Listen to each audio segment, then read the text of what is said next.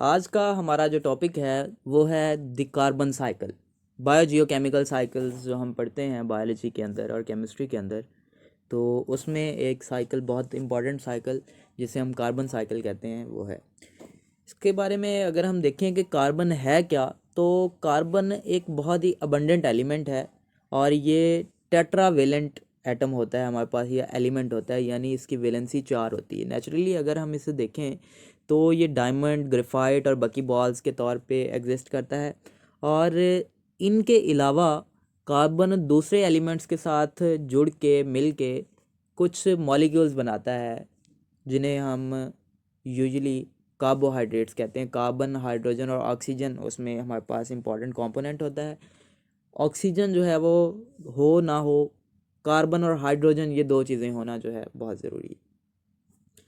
Carbon के molecules जो हैं वो हमारे पास बेसिक बिल्डिंग ब्लॉक्स हैं। Humans, animals, plants, trees, soil, micro organisms, करीबन जितनी भी चीज़ें आपको नज़र आएंगी वो यूजुअली आपके पास कार्बन या उसके डेरिवेटिव्स की बनी होंगी।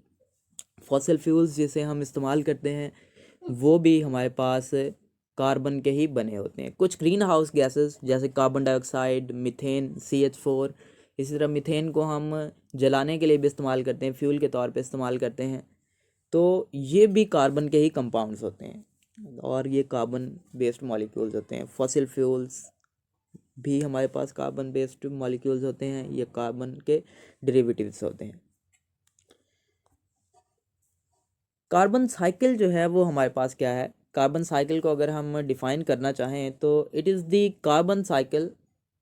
The carbon cycle is a complex series of processes through which all the carbon atoms cycle. Carbon जो है वो साइक्लिक मैनर में किस तरह ट्रेवल करती है, इसको हम कार्बन साइकिल कहेंगे।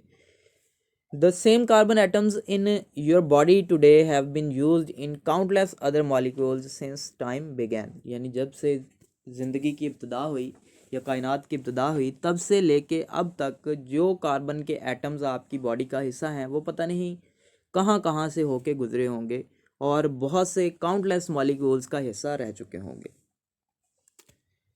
कार्बन साइकिल एनवायरनमेंट में किस तरह से हमारे पास चलती है या किस तरह से ऑनगोइंग रहती है।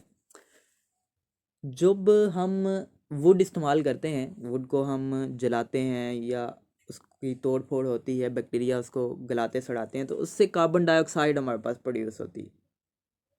और कार्बन डाइऑक्साइड कहाँ से आती है?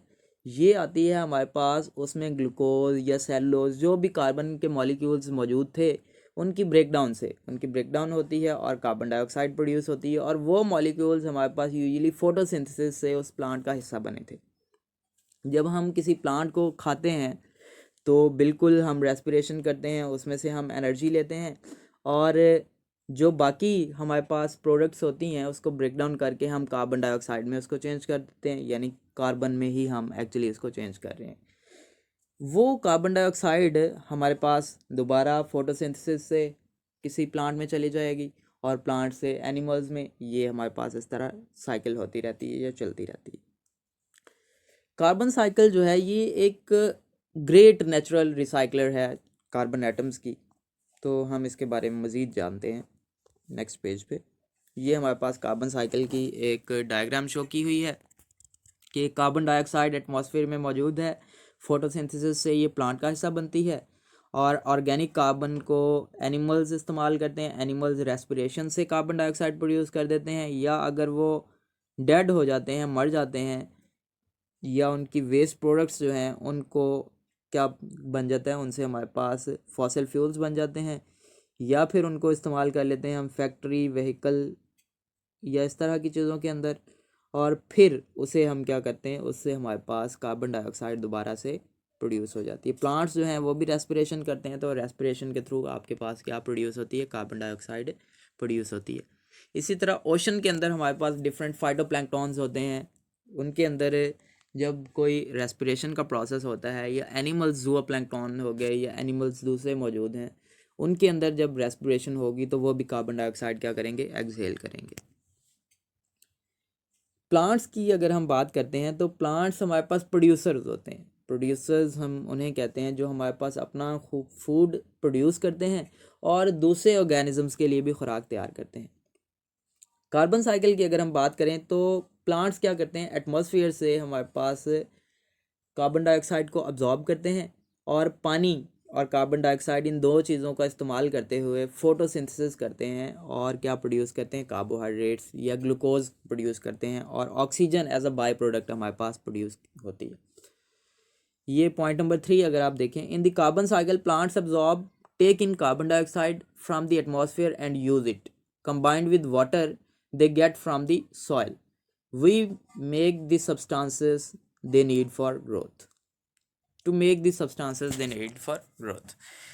This process of photosynthesis incorporates the carbon atoms from carbon dioxide into sugars, the food the plants produces use for energy. Plants क्या करते हैं, उस कार्बन डाइऑक्साइड और पानी से अपना ग्लूकोज या फूड तैयार करते हैं और फिर उसे एनर्जी के लिए इस्तेमाल कर लेते हैं। ये भी हमारे पास कार्बन डाइऑक्साइड या कार्बन साइकिल जो है उसकी एक डायग्रामेटिक रिप्रेजेंटेशन है। इसमें भी आप देख सकते हैं कि कार्बन डाइऑक्साइड के सोर्सेज क्या क्या हैं और फिर वो कहाँ पे इस्तेमाल होती है। नेक्स्ट पेज पे हमारे पास एनिमल्स और पीपल की बात है।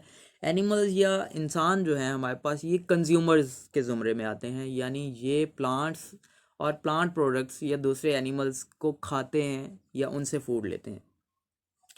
एनिमल्स जैसे कि रैबिट, गोट, इस तरह के ऑर्गेनिजम्स हमारे पास क्या करते हैं, पौधों को खाते हैं और कार्बन को इस्तेमाल करते हैं अपने टिश्यूज़ या अपनी बॉडी की नीड्स को पूरा करने के लिए। दूसरे एनिमल्स जैसे फॉक्स है, ये क्या करते हैं, ये रैबिट्स को खाते हैं या हमारे पास बकरियां गोट्स वगैरह को खाएंगे और उससे जो मिलने वाली कार्बन है उस कार्बन को अपनी बॉडी नीड्स के लिए इस्तेमाल करेंगे।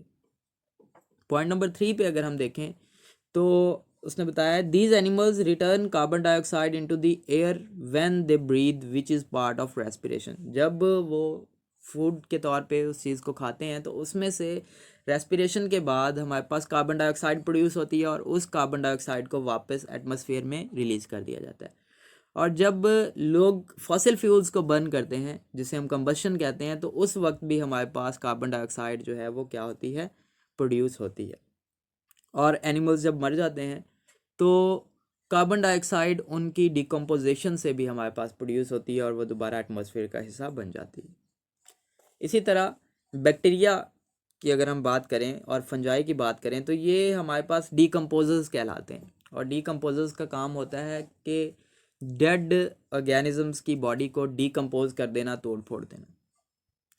Bacteria and fungi are decomposers involved in the carbon cycle. ये कार्बन साइकिल में बहुत अहम रोल प्ले करते हैं और ये हमारे पास ऑर्गेनिक मटेरियल जैसे कि डेड एनिमल्स या प्लांट्स को ब्रेक डाउन करते हैं और उनमें से कार्बन डाइऑक्साइड रिलीज़ करते हैं और साथ ही साथ मीथेन भी एटमॉस्फेयर के अंदर या सॉइल के अंदर रिलीज़ की जाती है। ये अगेन हमारे पास एक डायग्रामेटिक रिप्रेजेंटेशन है कार्बन साइकिल की जिसे आप अपनी अंडरस्टैंडिंग के लिए देख सकते हैं। What happens to the carbon from dead stuff? जो हमारे पास डेड ऑर्गेनिजम्स हैं उनमें मौजूद कार्बन का क्या होता है?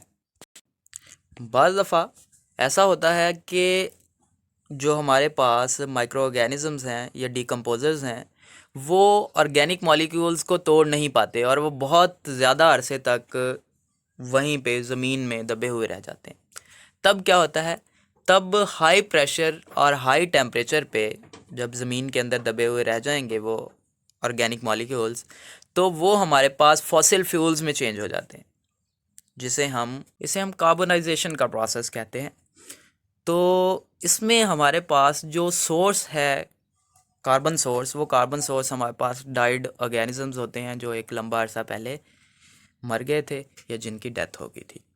और ये फॉसिल फ्यूल्स हमारे पास क्या होते हैं, ऑयल, नेचुरल गैस, कोल, और फिर हम उसको ज़मीन से निकालते हैं और अपनी गाड़ियों में, ऑटोमोबाइल में या इंडस्ट्री में इस्तेमाल करते हैं और वहाँ से हमारे पास कार्बन डाइऑक्साइड दोबारा प्रोड्यूस होती है और वो एटमॉस्फेयर का हिस्सा बन जाती है। जब डीकम्पोजर्स अपनी जॉब नहीं कर पाते तो what happens to the carbon from dead stuff, ये वही हमारा पिछले वाला जो टॉपिक था उसी को हमने कंटिन्यू किया हुआ है। जब से इंडस्ट्रियल रेवोल्यूशन हुआ है हमारे पास, यानी इंडस्ट्रीज़ इंसानों ने लगाई हैं और सनती इनकलाब जिसे हम कहते हैं आया है, तो ह्यूमंस ने बहुत ज़्यादा कार्बन डाइऑक्साइड की क्वांटिटी प्रोड्यूस की है। करीबन 65% जो हमारे पास एटमॉस्फेयर के अंदर कार्बन डाइऑक्साइड पाई जाती है वो हमारे पास सिर्फ और सिर्फ फॉसिल फ्यूल की कंबशन की वजह से प्रोड्यूस हुई है। ह्यूमंस ने कार्बन साइकिल को फॉसिल फ्यूल के इस्तेमाल से, डिफॉरेस्टेशन से, यानी दरख्तों को काट के, जंगलात को काट के और ज़मीन का बहुत ज़्यादा वाफर इस्तेमाल करके कार्बन साइकिल को बहुत ज़्यादा डिस्टर्ब किया है या चेंज किया है। ये नेक्स्ट हमारे पास वही डायग्रामेटिक रिप्रेजेंटेशन है, इसे आप देख सकते हैं। और ये फाइनल कंक्लूजन हमारे पास है कि सेम मॉलिक्यूल जो है कार्बन डाइऑक्साइड कार्बन का, वो या सेम एटम जो है कार्बन का, वो हमारे पास बहुत से ऑर्गेनिज्म से होता हुआ आप तक पहुंचा है। या बाज़ दफ़ा ये भी हो सकता है कि जिस ऑर्गेनिज्म से या जिस जगह से वो शुरू हुआ था वापस घूम के वो कार्बन उसी जगह पे या उसी कंपाउंड का हिस्सा बन गया हो।